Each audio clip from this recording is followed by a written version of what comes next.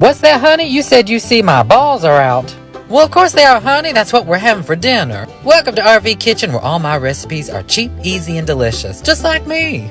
In a good-sized soup pot, baby, we're going to toss in some frozen meatballs. Go for the plain beef ones, if you will. Now, honey, we're going to go for a little Asian flair on our meatballs tonight. So, to start off, we're going to need to get a good color on our balls. Pop a lid on there and just let them hang out for a second. And baby, if you like a little spice, throw you in a half a jalapeno or a whole one, honey. And what's going to happen is that jalapeno is going to roast in there and it's just going to get all flavorful in with your balls.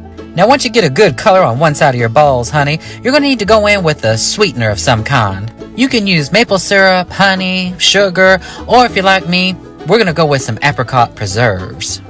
About a quarter to a half a cup will do you just fine. But if you're doubling this recipe, honey, well, it's easy to do with that. And then you're going to need about a shot or two of some water. Just use your jar, baby. No sense in dirtying up another dish. And then we're going to add in just a shot or two of some hoisin sauce. And then I'm also going to add in a good amount of ketchup.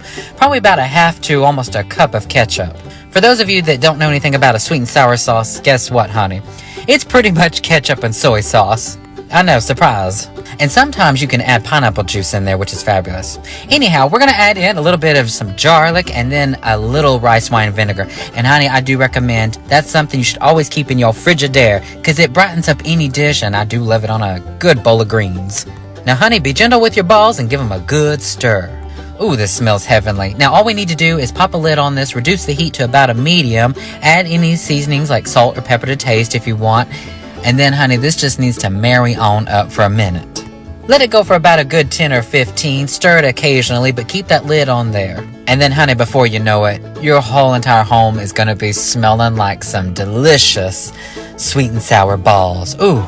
Now, honey, you can use this as a great meal prep recipe. Or if you're going to a little gathering, just take you a good old pot full of these balls and a couple of skewers. But for tonight's dinner, honey, we're going to do some sweet and sour ball bowls. Ooh. Steam up some jasmine rice, add it into a bowl, top your balls in sauce, add a little green onion or whatever you want, and honey, you have a fabulous meal. Well, baby, open up, because the next time I see you, we'll be back at the RV Kitchen.